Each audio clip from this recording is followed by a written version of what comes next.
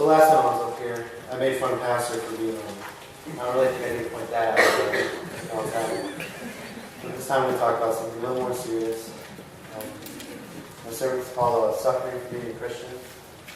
And I ask you to just join me in prayer real quick while I ask the Lord to bless and have him speak for me. Dear Jesus, I want to thank you for that we all can be here. And I hope that you bless us and use your words to speak for me. In Jesus' name I pray, amen. So ever open up in the morning, sleep through your alarm, and you realize you're just going to have a horrible day. And you just know things are going to get better. It's raining, hard to work. You get to walk to school. 4 miles in snow both ways. Well, maybe there's something that you're supposed to learn from this, that life's not easy. And just because you're going through hard times and suffering doesn't mean you should take it out on people. When you're having a hard time, you often try to blame it on someone, point the finger on a friend. Like, maybe if you often give me a ride to school, I wouldn't have to do this. And sometimes people go as far as even curse God for their wrongdoings. But maybe God has a plan for all this stuff that's happening to us. And we shouldn't blame him because he's just trying to teach us and make us learn. And 1 Peter 4:12-13 says, Dear friends, do not be surprised at the painful trial you are suffering, as though something strange were happening to you, but rejoice that you participate in the sufferings of Christ, so that you may be overjoyed when his glory is revealed. So, just, I got the pastor stance down, don't I, Pastor? So, if he just basically telling you, like, something's, like, wrong, but there's good glory, it's like waiting for Christmas. Like, those days that seem to drag on, like when December 20th comes, you can't wait, and you try to find the presents early, but you can't. And when you finally open them, it's like, oh, I didn't want socks. Then you find your real present.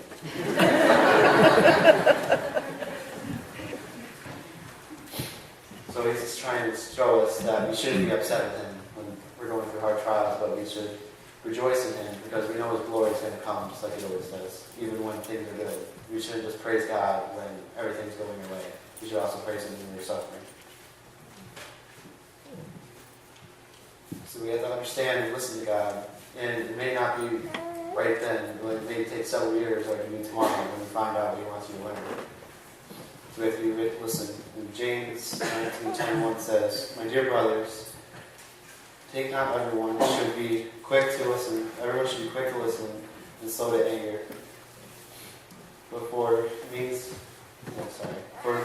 anger does not bring about the righteousness of God and desires. Therefore, get rid of all more filth and evil, that is, and humble, accept and word planned in which can summon. It's pretty bad when I can't read my own handwriting. Anyways, like if we curse God, we're not really doing anything. It's like when we come home and kick our dog, I'm sure our dog's really happy to see us just because we're having a bad day. We didn't do anything to us. And God is in control, so we know something's going to come. 20 years now, I still be wondering what he wants me to learn. And I might have already learned it, but I just don't realize it until I actually have to use it. So no matter how hard things get, if you can't get back forth to work, you lose your job, just pray and just know that God's glory is going to be revealed. In Deuteronomy 8:3-4, man does not live on bread alone, but on every word that comes from the Lord, not from the Lord. So you can't fix your own problems by yourself. You have to be able to do things. It's like putting a starting pitcher out there and telling him to throw a perfect game. That's nearly impossible to do that every time. Sometimes you have to bring in Mario Rivera. The Red Sox hate that name when he comes out. And great things happen. Even the Yankees suffer. But not as bad as the Red Sox. 86 years, that's pretty bad.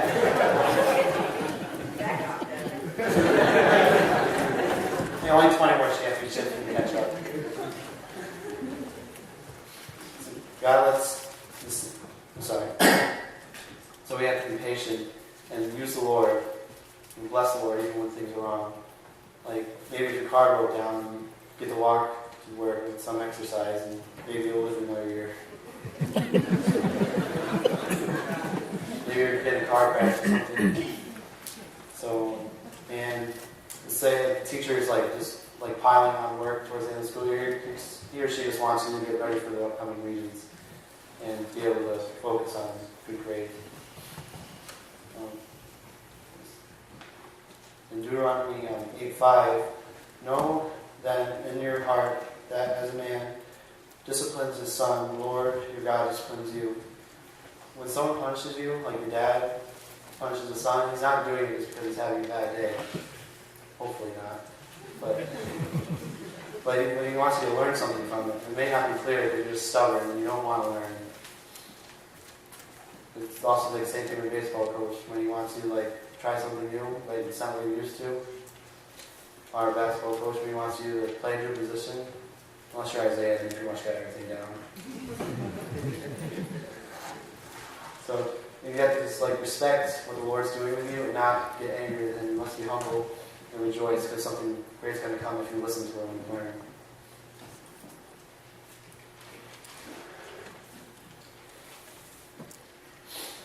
One story I always think of when I read Peter 4:12 is Job. He was one of the richest men in the Bible at his time period on the east side. And the devil who came up to God, knowing that Job was one of his strongest followers, and the devil gave him a little challenge saying that he could make him curse God by doing a few things to him. God was like, alright, challenge accepted, the word of our use retreat. And he let the devil do these things as long as the devil did not harm him physically. So the devil attacked Job. Job one morning walked out and he saw all the sheep exploding. That'd be really weird. I don't know how but for him, his sheep exploding is our money being set on fire.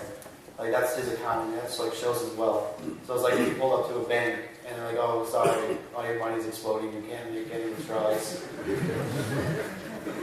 And then he also took away his camels and oxen. And one thing that probably really hit Job home, which I can't even imagine dealing with, is that his house collapsed on top of his sons and daughters and killed them all.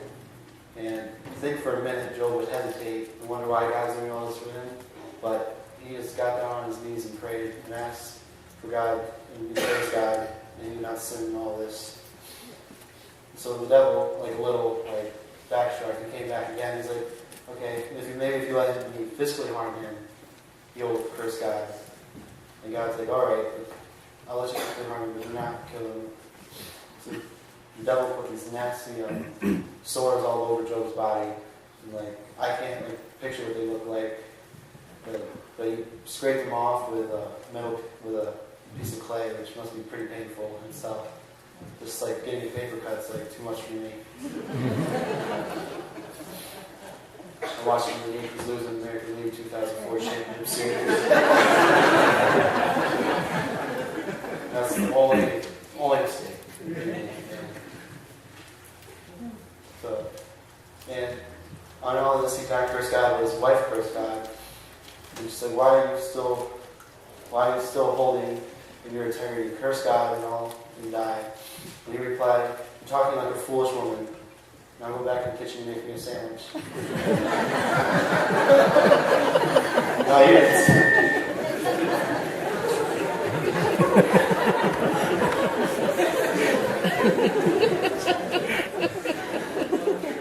He did not curse God on all this. And even when his wife cursed God, he got mad at his wife. And it's just amazing. I have a hard time just even praising God or reading my Bible when I'm having a bad day at school or something didn't go my way if it's raining outside so I can't play baseball. And I don't know if anyone could do what Job did. It would take really strength in praising God and knowing that He's doing His best for you. Sometimes you just gotta stick with it. Another story is Hosea, his wife Gomer, who cheated on him, but he didn't he still loved her. And just like the movie you guys watched a couple Sundays ago, he never gave up on her even when he really wanted to. But even God wanted him to love her and be his husband, be her husband.